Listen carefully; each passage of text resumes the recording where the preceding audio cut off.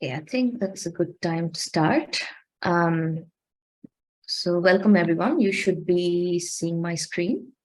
So my name is Orchisama Das, and the webinar today will be on modeling room acoustics for audio immersion in extended reality. And I'm currently senior audio researcher at Sonos. And just to give you a little introduction to the talk, so I'll be presenting for about 35 to 40 minutes. And at the end, we'll have some time for questions.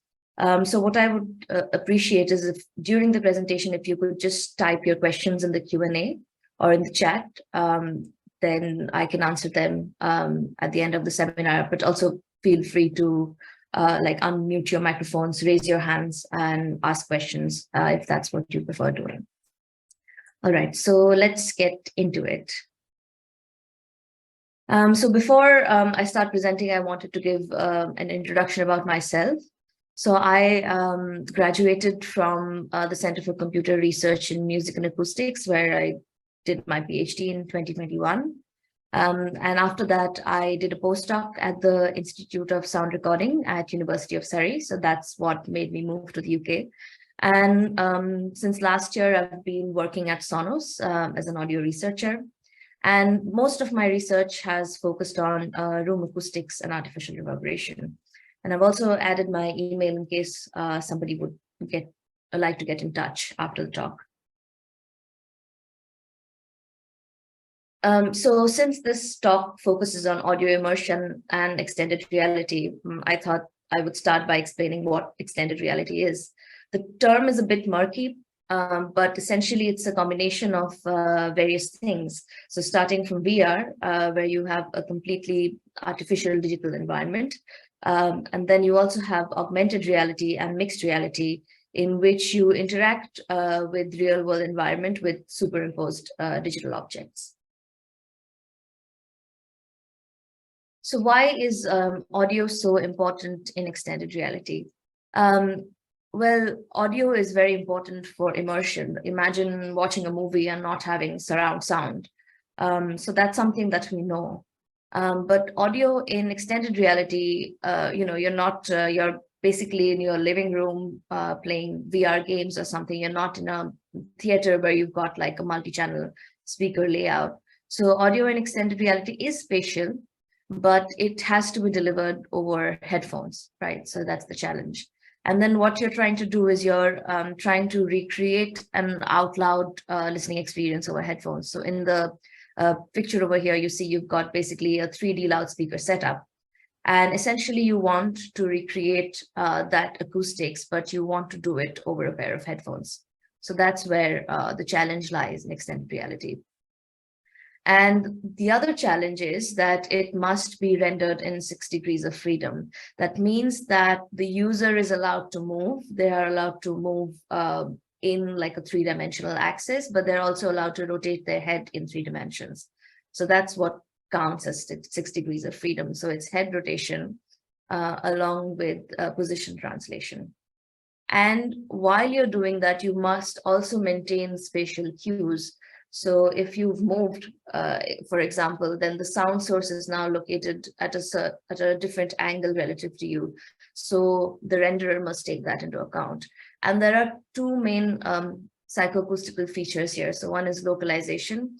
That means your ability to say where the sound comes from. And the other is externalization, which is a challenge over headphones, because generally when you put on your stereo headphones, everything seems to come from within your head. But with externalization, you still want a sound source that's away from you to sound like it is away from you and not in your head. And the other challenge is that you have to adapt the content that's being delivered to the user's listening environment. So this is more important in AR and MR. And of course, in VR, you're completely immersed and you're in a different environment altogether. So you don't really need to adapt to the user's environment. So what we aim for is plausibility. Does this sound plausible? Does this sound like it's being played out loud in your room? Acoustic transparency is a much higher goal, where the headphone listening experience is absolutely identical to an outlier listening experience. So how do we do this kind of 6 degrees of freedom rendering over headphones? We basically use head-related transfer functions.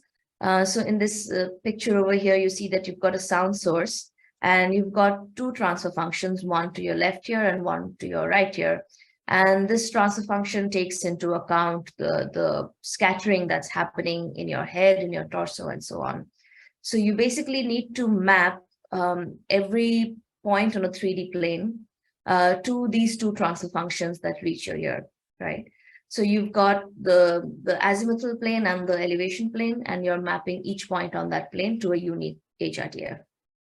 And then you basically use head tracking to update between different HRTFs.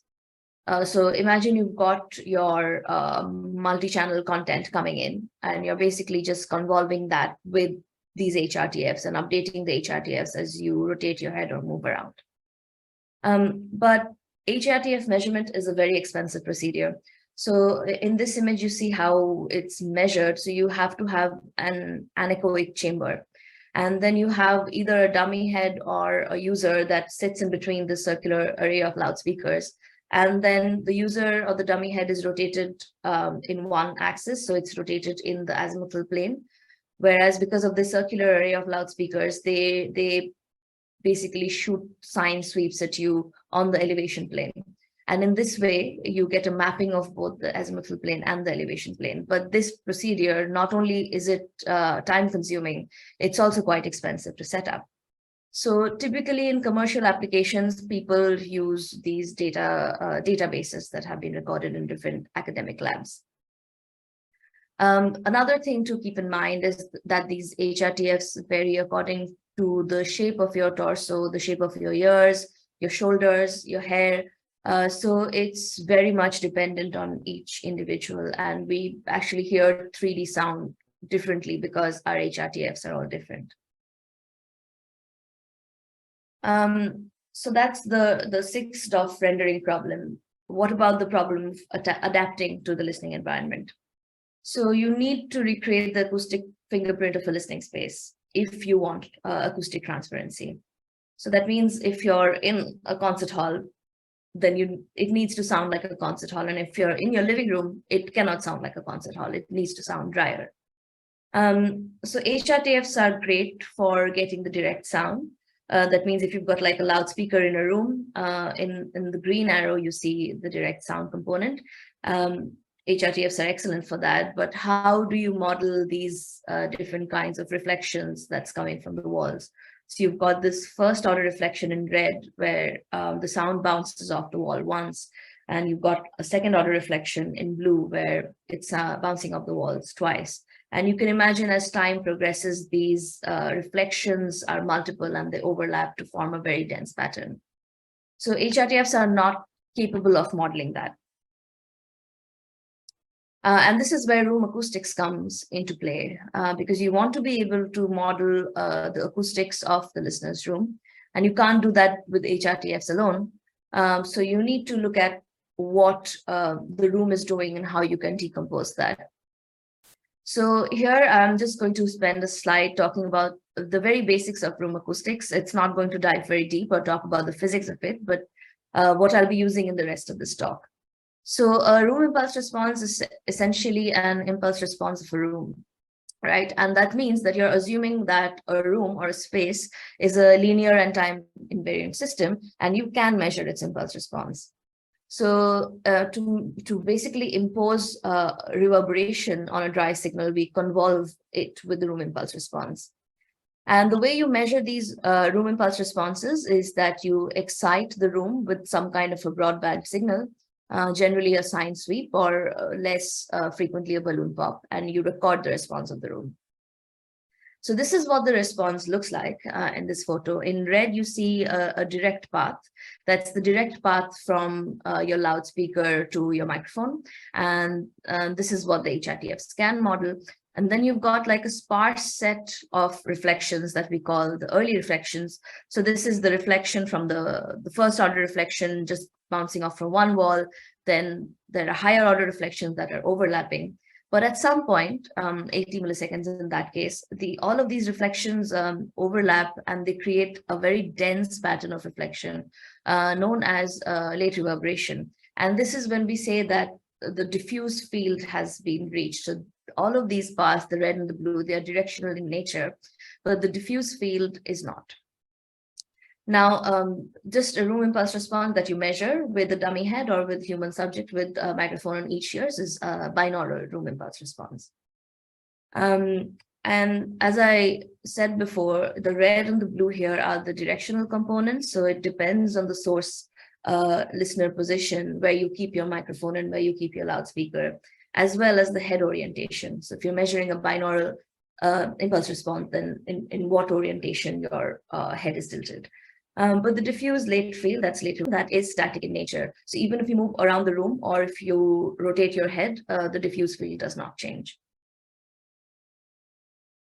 And to talk a little more about the psychoacoustics of reverberation. So the reverberation, which I'm assuming is the early reflections as well as the late reverberation, it gives the psychoacoustic cues for spaciousness and envelopment. So if you are in a space that's big, it's basically reverberation that is giving you that sense of largeness of the space. The number of echoes in a room impulse response, as you can see here, it increases polynomially with time. So you start out with a few discrete echoes and then it becomes denser and denser. So the early reflections are quite sparse, but the late reverberation has a very dense temporal structure due to the overlap of multiple reflections.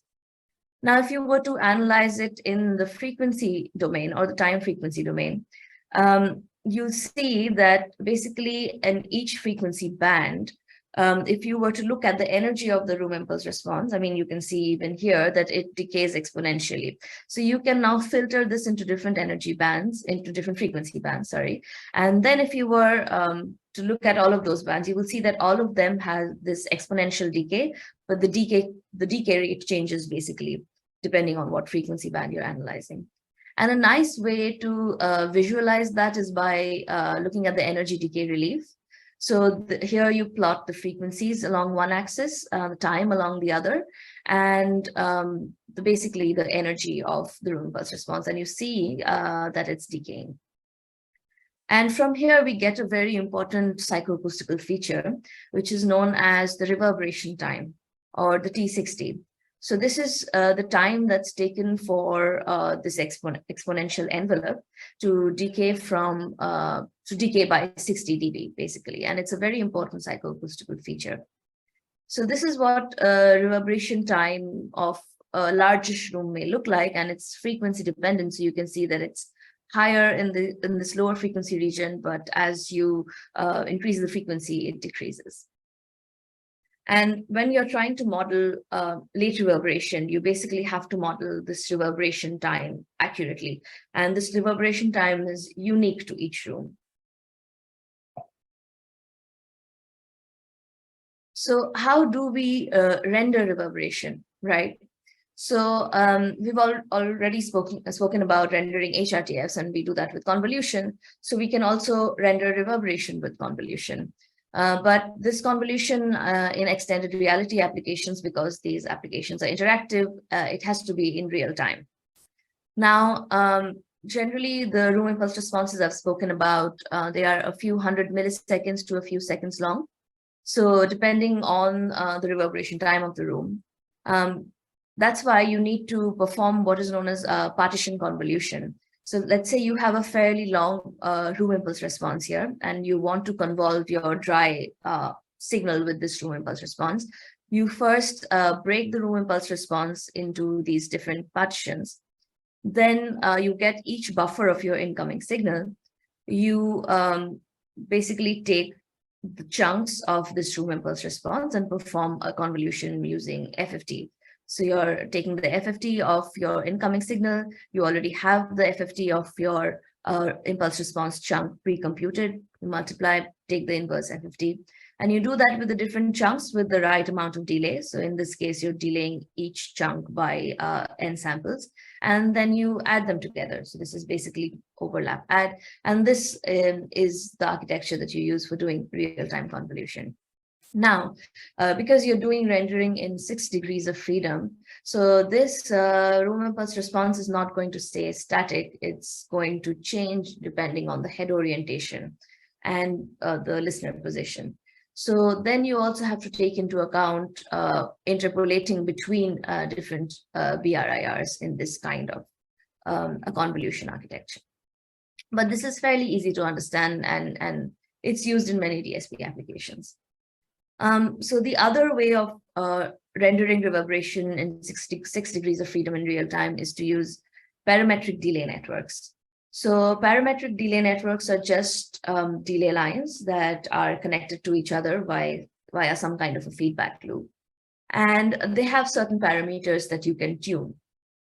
So this kind of an architecture, it basically tries to mimic what a room impulse response would look like. So if you were to send an impulse through a delay line connected with a feedback loop, at the output, you would get a sequence of echoes, just like in a room impulse response, whose density increases with time.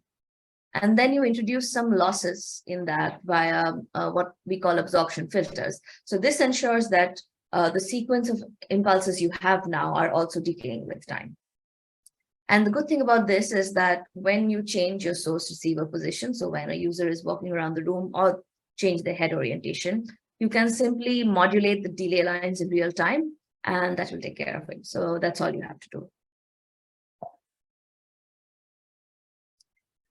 So let's talk about convolution first. So assuming we have a full set of BRIRs for each head orientation and each source listener position, convolution is easy, right?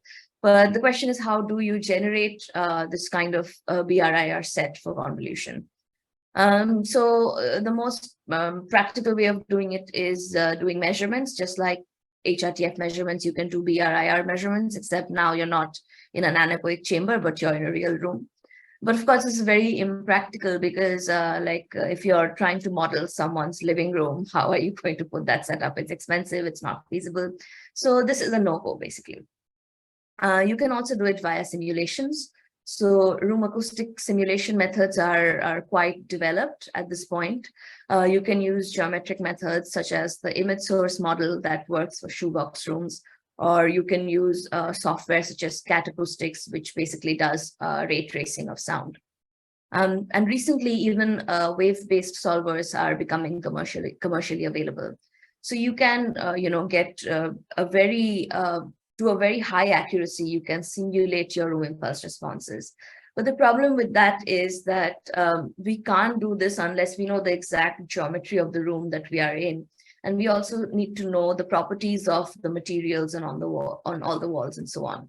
So again, in a practical environment, in someone's living room, that's information that's not always available.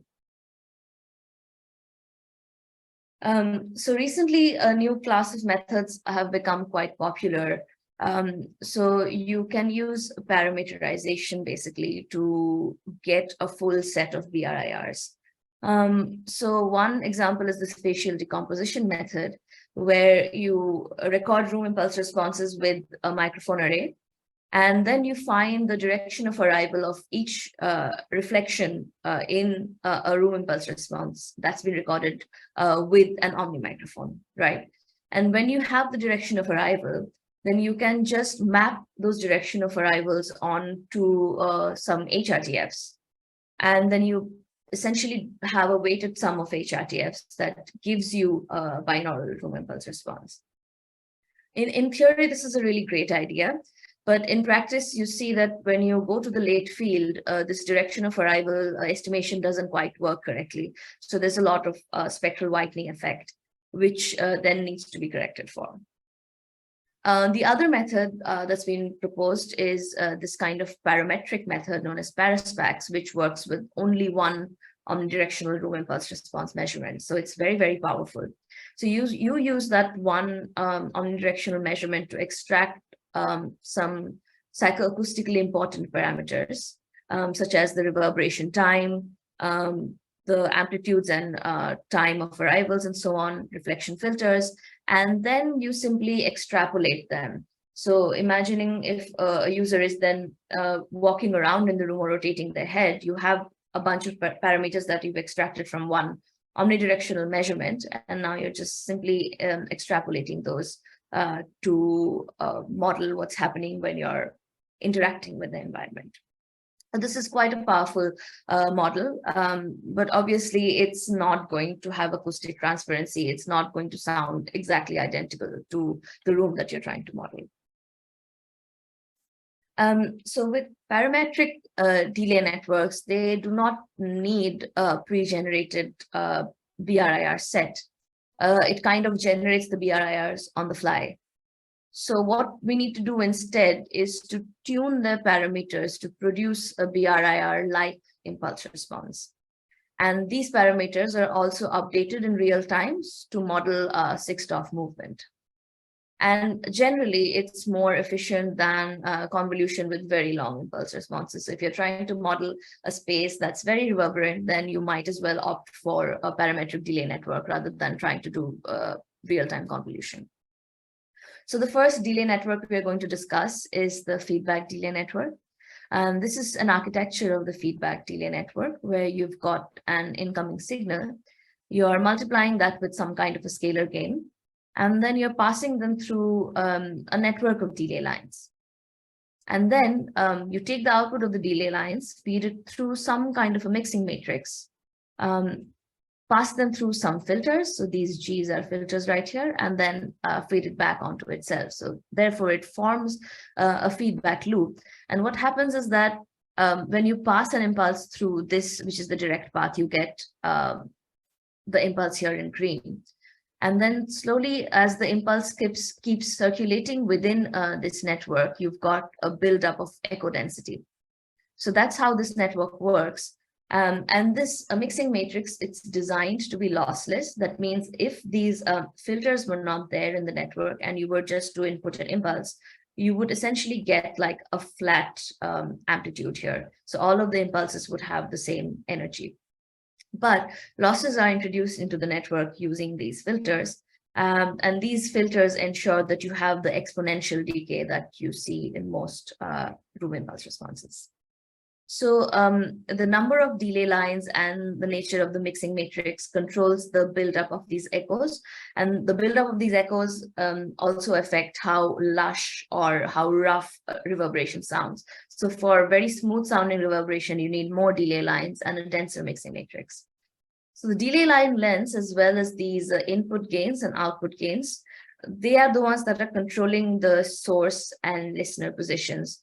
So if you want to move your source, you will have to update the delay line lengths as well as these gains. So how do you get binaural reverberation in 6 degrees of freedom with the feedback delay network? Well, there's this architecture that's been proposed that uses 2 FDNs in parallel. So you've got one FDN, which is going to be tuned so that it only generates the early reflections. And you've got another FDN, which generates late reverb. So the second FDN, it's basically a static FDN. Its parameters don't need to be updated with head tracking or with translation. Now, in the first FDN, basically you've got each delay line, which is modeling one of these walls, right? This is just an example of a 2-dimensional room. Say you've got the source here, and then you have to make sure the delay lines are the right length so that basically the reflections from all the walls arrive at the right time to the listener. And to do it binaurally, so to also keep track of head movement, what you do is you keep calculating these angles from these directions of arrival of the reflections to the user's head orientation, right? And then you simply have to convolve it with the right HRTF. So with the source, for example, you've got this angle theta S, and you're convolving with the HRTF corresponding to theta S. Then for each of these walls and each of these delay lines, you have to find the right HRTFs based on these direction of arrivals and just keep track of that. So in a very simple way, you can keep track of head orientation and basically update the HRTFs that you're using to model head rotation. But the question is, how do you design a feedback delay network so that you can model these distances correctly, so that these reflections arrive at the right time and have the right amplitude. So this is what the delay network looks like. We'll only be looking at the first order reflection that's been shown in the dashed line over here. So for a first order reflection, you're essentially passing it first through a delay line and some kind of an input gain, and then passing it through an output delay line and some kind of an output gain. So it's simply, you have to ensure that the sum of these delays, that's P and N, is equal to the right distance of the path. So delta here is just the distance of this path shown in the dashed line.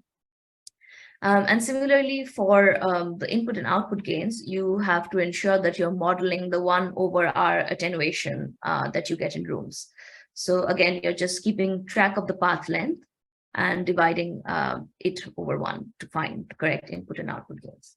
So that gives you your first order reflections. For the second order reflections, the path is a bit more complicated. So again, you're passing it through these delay lines, input gains, but now you're passing it also through a feedback loop, right? And you have to ensure that now the feedback loop is also taken into account. So you've got your input gains, output gains, input delay lines, output delay lines, as well as the feedback delay line that's modeling the total path length. Similarly, the input gain, output gain, as well as the feedback gain. So in this way, you can basically form a linear system of equations and solve it to get what the correct gains should be. And now if you move the source and the listener, then basically this delta changes, and therefore you have to update all of these parameters. So the second kind of delay network, which is a bit more compact than an FDN, is a scattering delay network, which is essentially an FDN combined with what is known as a digital waveguide mesh. So this network, it deals with pressure variables directly, which means you input a pressure into the network and you get an output pressure out of the network. So again, it's very similar to the concept of the FDN, where you've got your source and your listener, and you use the image source model to find what these reflection points on each of these walls are. And these points are known as nodes in the network. You basically connect your source and your microphone with a unidirectional delay line. And you also connect each source to your microphone with a unidirectional delay line. Each node to your microphone with a unidirectional delay line. And you connect the nodes among themselves with bidirectional delay lines. Right. So what happens is that sound propagates first from the source to the listener directly, then sound propagates from the source to all of the nodes, and the nodes have reflect back that sound to send it to the microphone. So that's your first order reflection. But the nodes also scatter sound among themselves. So suppose the node over here, it's received this kind of sound from the source. Now, not only is it sending it to the microphone directly, it's also sending it to all of these other nodes. So that's how you model recursion in this network. And with time, this ensures that your echo density also increases. So yeah, the delay lines here are bidirectional. There is a scattering operation that's performed in each node. We'll talk about that a bit more in the next slide. And the scattering operation here is also ensured to be lossless. So similar to the feedback delay network where you've got your mixing matrix that's designed to be lossless so that energy in the system is conserved. In the SDN as well, in your scattering matrix is lossless so that energy is conserved. So this kind of a network, it actually models the first order reflections accurately because these nodes are placed where the first order reflection points would lie. And then it approximates higher order reflections. Recently, we've worked on higher order SDNs, which also models higher order reflections correctly. So to do that, we just end up placing more nodes over here, which model the second and third order reflection and so on. And we also have some directional scattering so that the scattering is not equal in all directions, but it tries to model some kind of physical process. So that's how we do higher order SDNs. So you can see that the SDN is very similar to the idea of a binaural FDN, but it's just much more compact. So you don't have that very messy architecture that you see before. You can just simply write it down in the form of an FDN. And again, you use the same idea of convolving with the right HRTF, depending on the relative angles between the nodes and the user's head orientation to get binaural reverberation. So that's also very simple. So SDN is basically an FDN, but it has this different mixing matrix, which we call the scattering matrix. So each node in an SDN models a scattering junction. So you've got incoming pressure variables shown by P plus over here, and outgoing pressure variables shown by P minus. And the scattering junction just distributes the energy among the different incoming and outgoing pressure variables. And in the original SDN paper, you have this kind of isotropic scattering matrix. So this matrix is called isotropic because it's distributing energy equally in all directions. So each of the nodes is going to get equal energy from all of the other nodes that it's connected to. And that is not a very good model of physical scattering because we know that scattering is very directional. It follows the cosine law, so it depends on your incoming angle and so on. So in the higher order SDN, we have corrected for that. So I've discussed like two kinds of parametric delay networks to do 6 degrees of freedom audio rendering of room reverberation. Now, these have some advantages and some drawbacks. So they are very efficient to implement, like they can be more efficient than convolution, not necessarily, but they can be. And they can run on resource-constrained devices. So it's also, you don't have to generate this full, BRIR data set that's a few gigabytes or something. It's very intuitive to model position translation and head orientation compared to convolution-based reverberators. So it's easy to understand. It's easy to just modulate your delay lines in the correct way, change your gain so that you can model moving source and listener positions. But the problem is that all of these delay networks are really very rough approximations of physical processes that creates a room impulse response. So it's not physically motivated. At best, it's geometrically motivated, right? So you can't ever get them to sound perceptually indistinguishable from a measured room. It will always sound different. It will always sound more sparse because they do not model wave effects like scattering and diffraction. So if you're aiming for plausibility, then delay networks, are great. And if you also really care about your real-time latency and so on, delay networks are also great. But if you care about like acoustic transparency, then that's something that you're not going to get with these delay network reverberators. So depending on your application, you might opt for convolution or for delay network reverberation. But even with convolution, you see the methods that are used to generate BRIR data sets, not all of them will give you this kind of acoustic transparency. So what are some open challenges in this field? Like I mentioned, like perceptually indistinguishable, it's a very high bar, and it has not yet been achieved. We have achieved plausibility, but you can say that, yeah, it kind of sounds like my room, but it's not the same. Like, oh yeah, when I'm putting on headphones and it's almost like it's not there. We have not achieved that yet. But in this regard, I think data-driven BRIR interpolation methods are quite promising because many of them also take into account like the physics of room acoustics. They don't rely on simple geometric assumptions. So there's quite a bit of literature that's coming out on this topic. It can be using neural networks, or it can be using simpler methods where you recorded many different rooms and have data sets of many different rooms, and you're trying to interpolate between those rooms.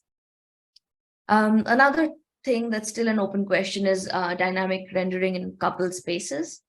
So coupled spaces are quite interesting because they have this kind of a late reverberation curve. So I've mentioned that, in late reverberation, you basically have like an exponential curve. Here, what you have is a sum of two exponential curves because the T60s are affected by both the rooms, especially if the rooms have very different reverberation times. then you can't follow that simple model of late reverberation where, what you have is this, you have to find that one single T60 in each frequency band and you're good to go. It's not like that. And also, as you now move between the rooms, this kind of the nature of this curve changes. So the late reverberation is no longer static. It has to be updated. So that again adds another degree of complexity. So again, there's been some recent search of literature on this topic, but I don't think a paper yet has come out that like truly solves this problem and maps all of your parameters as you walk around the room. And finally, you have HRTF personalization. As I mentioned, that these head-related transfer functions, they are not, they're not the same for everyone. You can use a dummy head to measure them, but it's not the same as having your personalized HRTF measured.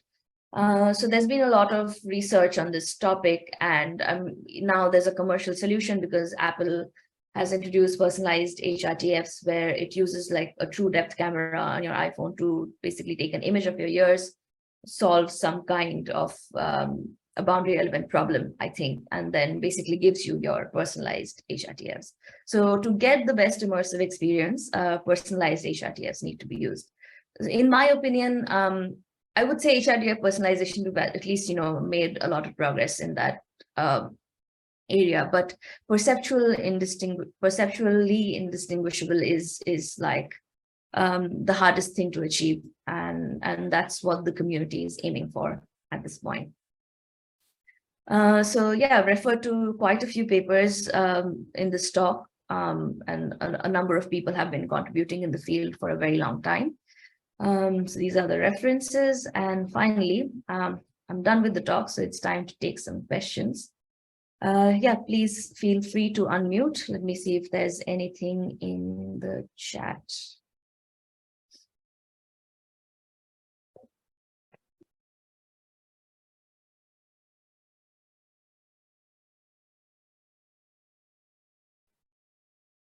Yes, so at the beginning of your presentation, you discussed HRTS and the crucial role in the implementation of 6-stop sound field navigation. Given the impracticality of having HRTFs at every point in space, what is, in your opinion, the best way to interpolate HRTFs recorded at different positions to allow for seamless translation and rotation? Yes, that's a very good question because HRTF interpolation is actually also very well studied, and it's been there since the 80s. I'm not an expert on HRTFs, but you can't just use like magnitude interpolation in case of HRTFs. You can use various tricks to do interpolation in a psychoacoustically relevant way as well. So I won't say that I know what's the best way of doing HRTF interpolation, but there are like a number of papers in this topic, and I think it's pretty much a solved problem at this point.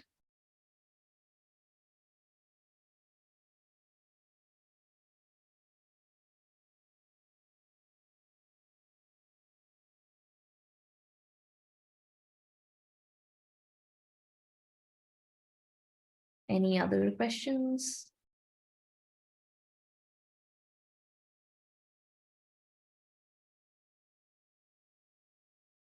Oh, I'm sorry, the chat is disabled. Yeah, please use the Q&A. Thank you, Stephen.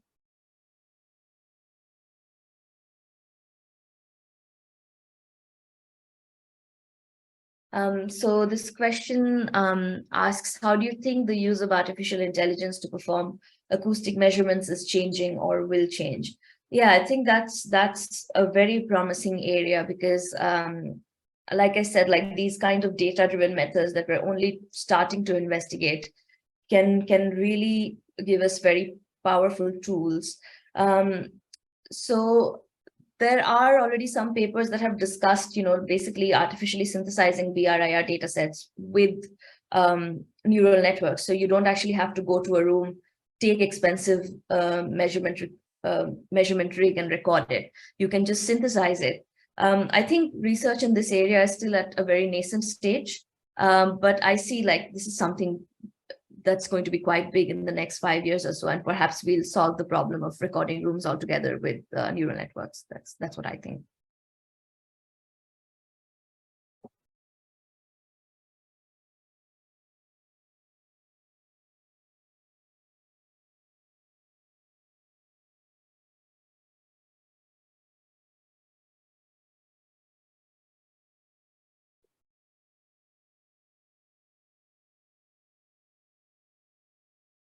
Okay, seems like there's no other question for the time being, but if you have any, please, oh, sorry.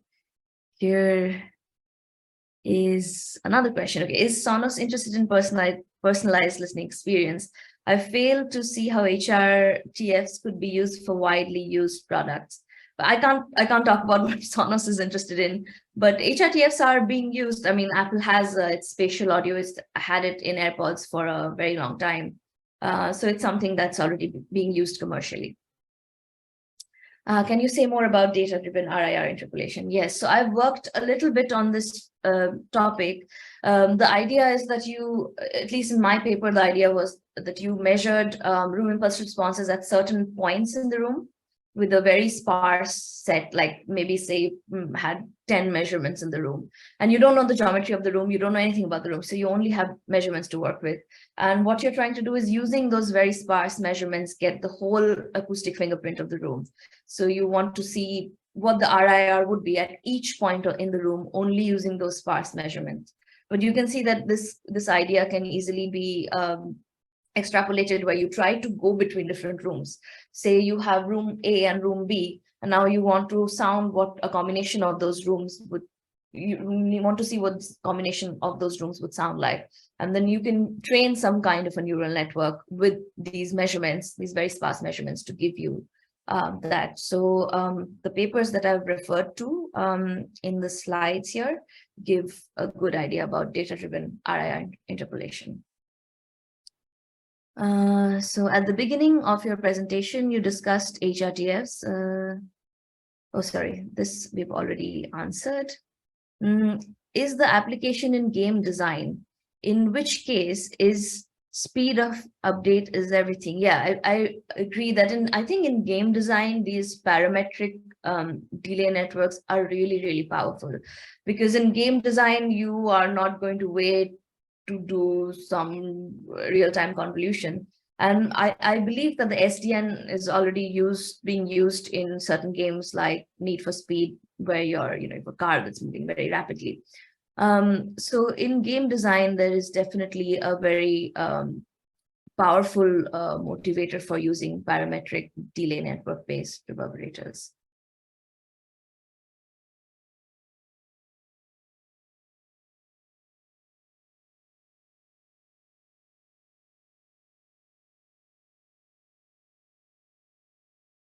Would you consider there is scope to define the HRTFs accurately based on virtual models or in real time?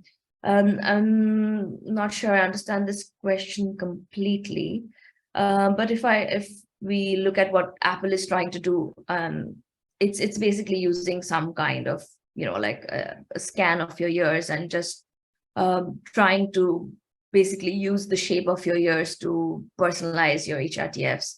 And it's not being done in real time, but it's incredibly powerful that they are able to do it in the first place. So I think we've also come a long way in that field.